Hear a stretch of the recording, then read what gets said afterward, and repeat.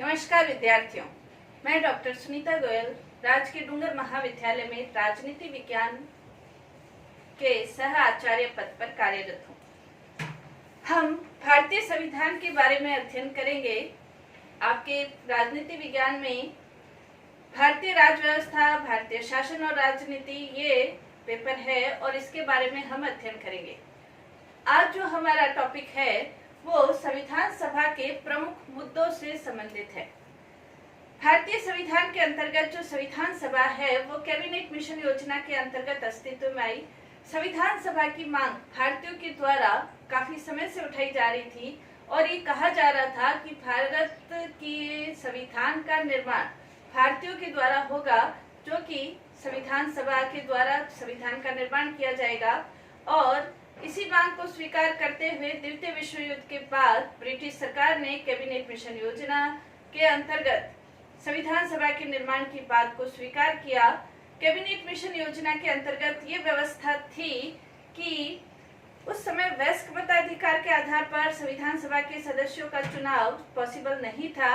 इसलिए ये व्यवस्था की गई कि प्रांतीय विधानसभाएं ही अप्रत्यक्ष रूप से संविधान सभा के सदस्यों का निर्वाचन करेगी और इसके अंतर्गत 3 भागों में सदस्यों को बांटा गया था, मुस्लिम, सिख और सामान्य।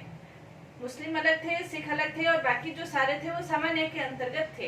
तो इस प्रकार से संविधान सभा का चुनाव होना था और इसके अंतर्गत 389 सदस्यों को निश्चित किया गया था। 389 के अंतर्गत 200 जो 92 सदस्य थे वो ब्रिटिश प्रांतों के सदस्य थे, ब्रिटिश प्रांत के सदस्य थे और जो 4 सदस्य थे वो चीफ कमिश्नरी क्षेत्रों के सदस्य थे और 93 जो सदस्य थे, 93 सदस्य देशी रियासतों के थे।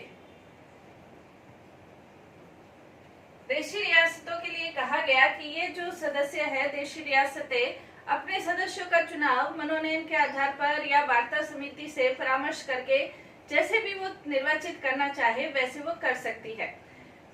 इसके आधार पर जो कैबिनेट मिशन योजना है, इसके आधार पर जुलाई 1946 के अंतर्गत चुनाव करवाए गए। 1946 के अंतर्गत चुनाव करवाए गए और इसके अंतर्गत अप्रत्यक्ष रूप से चुनाव हुए। अप्रत्यक्ष रूप से चुनाव होने के बाद जो भारत के अंतर्गत कांग्रेस है उसको 208 स्थान प्राप्त हुए और मुस्लिम लीग को 73 स्थान प्राप्त हुए। 208 स्थान प्राप्त हुए, मुस्लिम लीग को 73 स्थान प्राप्त हुए। देशी रियासतों का अभी तक कोई निर्णय नहीं हुआ था। जब मुस्लिम लीग को कम स्थान प्राप्त हुए तो उन्होंने संविधान सभा का बहिष्कार कर दिया और अब एक नई योजना माउंटबेटन योजना अस्तित्व में आई और माउंटबेटन योजना के अनुसार जब मुस्लिम लीग ने संविधान सभा का बहिष्कार किया और अब मुस्लिम लीग भारत के विभाजन की बात पर अड़ गई थी और ये कहा था कि हम अपने संविधान का निर्माण स्वयं करेंगे और इसी सिलसिले में माउंटबेटन योजना अस्तित्व में आई थी। 3 जून 1947 को माउंटबेटन योजना को स्वीकार कर लिया गया था। अब संविधान सभा में कुछ परिवर्तन कर दिए थे। संविधान सभा में ब्रिटिश प्रांतों के 235 सदस्य और 89 देशी रियासतों के सदस्य, यानी कि अब जो सदस्य संख्या थी वो 324 संविधान सभा के लिए निर्धारित की गई थी। देशी रियासतों के प्रतिनिधि भी इसके अंतर्गत शामिल हो गए थे। हैदराबाद को छोड़कर देशी रियासतों के लगभग सभी प्रतिनिधि इसके अंतर्गत शामिल हो गए थे।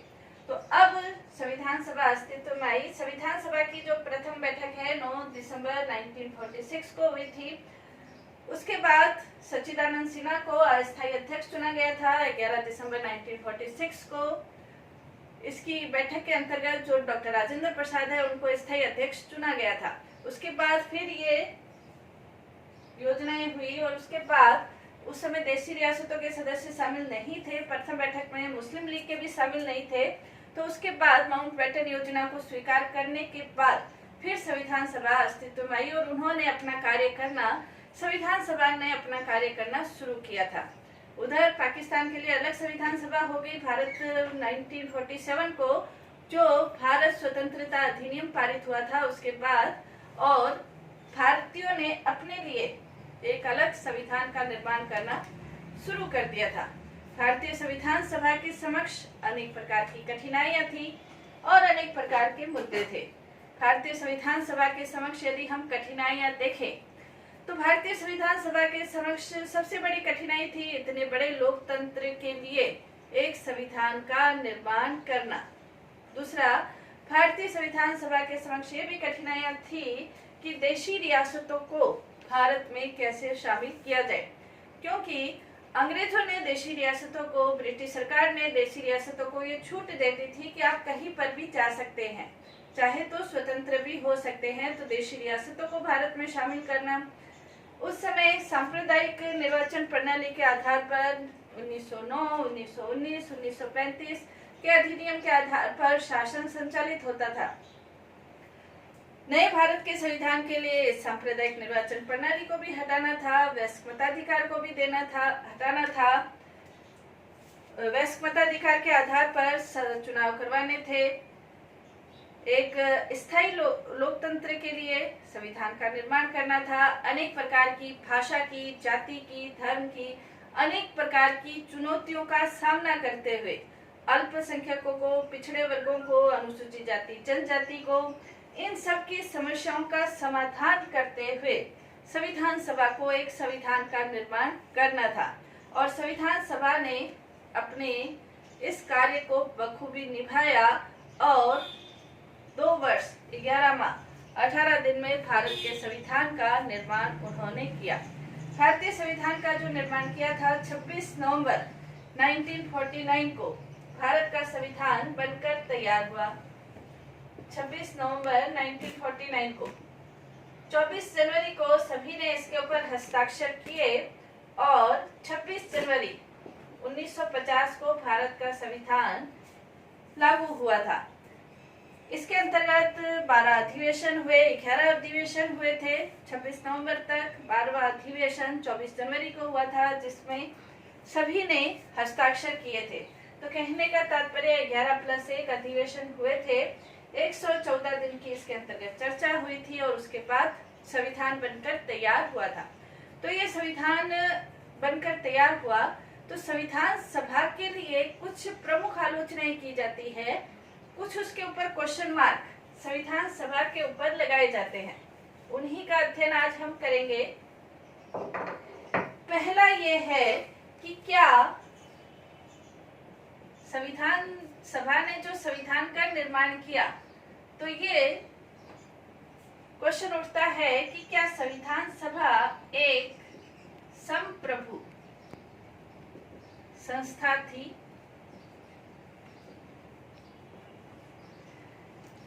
संविधान सभा क्या एक संप्रभु संस्था थी?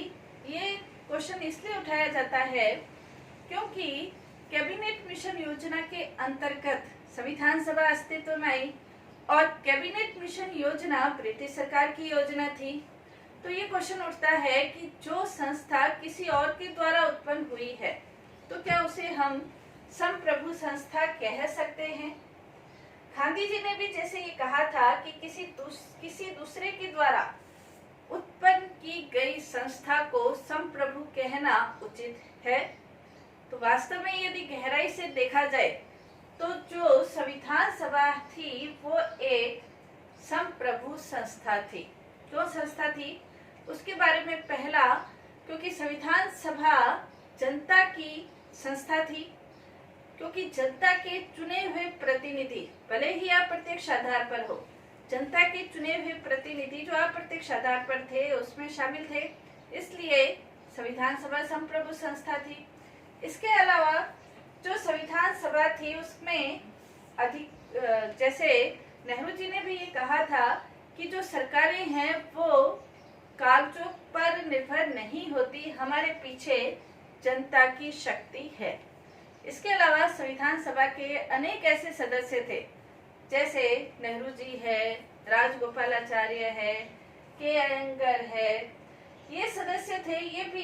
इन्होंने भी ये कहा था कि संविधान सभा एक संप्रभु संस्था है, संप्रभु संस्था है। इसके अंतर्गत जैसे राजेंद्र प्रसाद, जो डॉक्टर राजेंद्र प्रसाद है, उन्होंने ये कहा है कि संविधान सभा एक स्वशासी, स्वनिर्णायक और संप्रभु संस्था थी। तो अनेक सदस्यों की ये राय है कि संविधान सभा संप्रभु संस्था थी। तीसरा हम कारण ये कह सकते हैं कि उस समय वायसराय थे, अंग्रेजी सरकार के बेवल करके एक वायसराय थे, उन्होंने संविधान सभा के समक्ष कहा था कि संविधान सभा के अध्यक्ष का चुनाव हम करेंगे। संविधान सभा ने इसको सिरे से खारिज कर दिया और उन्होंने अपने अध्यक्ष डॉक्टर सच्चिदानंद सिन्हा को अस्थायी अध्यक्ष उन्होंने चुना था संविधान सभा ने। तो संविधान सभा अपने निर्णय लेने में, इस आधार पर हम कह सकते हैं कि संविधान सभा अपने निर्णय लेने में सक्षम थी। इसके अलावा संविधान सभा के अंतर्गत एक विघटन का, अगर संविधान सभा का विघटन करना है तो संविधान सभा का जो विघटन है वो संविधान सभा के ही सदस्यों के 2/3 सदस्यों के द्वारा संविधान सभा का विघटन होगा। तो यानी कि संविधान सभा अस्तित्व में आने के बाद उसका विघटन करना है, उसको भंग करना है, तो इसके लिए ब्रिटिश सरकार की सहमति की आवश्यकता नहीं है।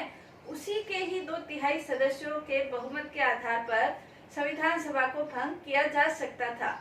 तो इस आधार पर भी संविधान सभा संप्रभुता के आधार पर, अपने स्वयं निर्णय के आधार पर कार्य कर रही थी। तो 2/3 उसके निर्णय के आधार पर वो भंग किया जा सकता था। इसके अलावा जो 3 जून 1947 को माउंटबेटन योजना को स्वीकार किया गया था, उसके बाद अब संविधान सभा के अंतर्गत जो कैबिनेट मिशन योजना के द्वारा जो मर्यादाएं लगी थी, वो सारी मर्यादाएं ऑटोमेटिकली हट गई थी। मुस्लिम लीग की बाधा भी समाप्त हो गई थी और अब जो संविधान सभा है उसको अपनी दोहरी भूमिका स्वयं निर्धारित करना था।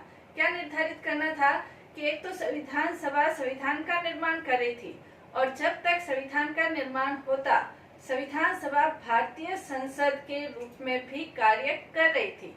तो इन सब आधारों पर हम कह सकते हैं कि संविधान सभा एक संप्रभु संस्था थी। संप्रभु संस्था थी। इसके अलावा और भी संविधान सभा के ऊपर ये आलोचना होती है। संविधान सभा के ऊपर यह भी क्वेश्चन उठता है कि संविधान सभा एक प्रतिनिधि संस्था नहीं थी। इसका भी उत्तर देते हुए आलोचक ये कहते हैं कि वास्तव में संविधान सभा एक प्रतिनिधि संस्था थी। क्यों थी? जैसे के संस्थानंद ने ये कहा है कि भारतीय जनता का शायद ही कोई ऐसा भाग था जो कि भारतीय जनता का शायद ही ऐसा कोई भाग है जो कि संविधान सभा में नहीं था। चाहे वो अल्पसंख्यक है, चाहे वो मुस्लिम लीग है, चाहे वो अनुसूचित जाति जनजाति के सदस्य है, चाहे वो व्यापारी वर्ग से संबंधित सदस्य हैं, ये सारे सदस्यों का प्रतिनिधित्व, चाहे वो समाजवादी विचारधारा के हैं, चाहे उदारवादी विचारधारा के हैं, चाहे वो प्रगतिशील विचारधारा के हैं, चाहे रूढ़िवादी विचारधारा के हैं, इन सब का प्रतिनिधित्व संविधान सभा में था। इसलिए हम कह सकते हैं कि संविधान सभा एक प्रतिनिधि संस्था थी। इसके अलावा संविधान सभा के सदस्यों ने दूसरे सदस्यों को भी, जो संविधान सभा में शामिल नहीं थे, उनको भी बुलाया गया था। कई विशेषज्ञों को बुलाया गया था संविधान सभा में अपनी राय देने के लिए। कई जैसे चैम्बर्स ऑफ कॉमर्स है, या बार सदस्य है, या अल्पसंख्यकों के प्रतिनिधि है, या व्यापारी मंडल के सदस्य हैं, उनको भी आमंत्रित करके बुलाया जाता था ताकि वो अपने विचार रख सके। तो इस आधार पर हम कह सकते हैं कि संविधान सभा एक प्रतिनिधि संस्था थी। जैसे ये मुद्दा उठता है कि प्रतिनिधि संस्था थी क्या, तो संविधान सभा एक प्रतिनिधि संस्था थी। तीसरा, इसके ऊपर ये आलोचना की जाती है कि संविधान सभा में कांग्रेस का ही बहुमत था या कांग्रेस दल का ही बहुमत था, मतलब एक कांग्रेस दल का ही बहुमत था।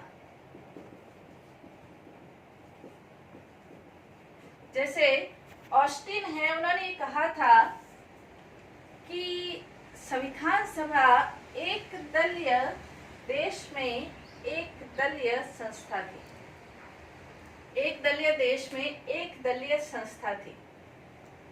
ये सही है कि संविधान सभा के अंतर्गत कांग्रेस का बहुमत था, लेकिन कांग्रेस ने अपने प्रत्याशी खड़े करने के लिए, जो कांग्रेस के द्वारा प्रत्याशी या उम्मीदवार खड़े किए जाते थे, उसमें कांग्रेस सभी हितों, सभी प्रतिनिधियों, सभी वर्गों का ध्यान रखती थी।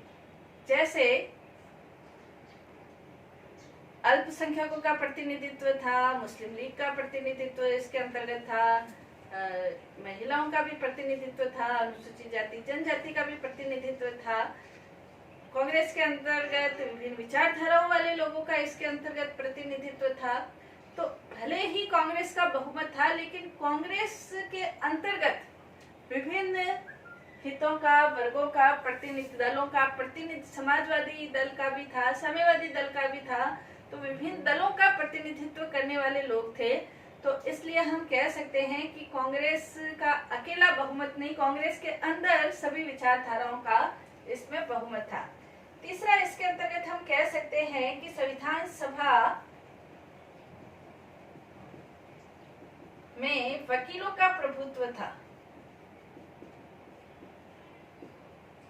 अधिकतर संविधान सभा में जो लोग थे वो वकील थे। जैसे हम कह सकते हैं अम्बेडकर है, के मुंशी है, अल्लादी कृष्णा स्वामी है, ये ख्याति प्राप्त वकील थे। तो इसका उत्तर देते हुए कुछ आलोचक ये कहते हैं कि भारत कृषि प्रधान देश है और कृषि प्रधान देश होने के कारण संविधान सभा में कृषकों और मजदूरों का बाहुल्य होना चाहिए था, लेकिन था वकीलों का। इसका उत्तर देते हुए हम कह सकते हैं कि संविधान एक कानून ही होता है, देश का कानून होता है, और कानूनों की जो जानकारी है वो कृषकों के बजाय किसको होती है? वकीलों को होती है। तो इसलिए हम कह सकते हैं कि संविधान निर्माण का कार्य वकीलों के द्वारा ही पॉसिबल हो सकता है, कृषकों के द्वारा नहीं। और जिन वकीलों ने इस संविधान निर्माण में अपनी अहम भूमिका निभाई, उन्होंने सभी के हितों को जरूर ध्यान में रखा, चाहे वो कृषक है, चाहे वो मजदूर है, चाहे वो अल्पसंख्यक है। तो वकीलों का प्रभुत्व होना जरूरी भी होता है, क्योंकि संविधान कानून का प्रारूप है। नेक्स्ट, इसकी आलोचना की जाती है कि संविधान सभा को लोकप्रिय अनुज्ञप्ति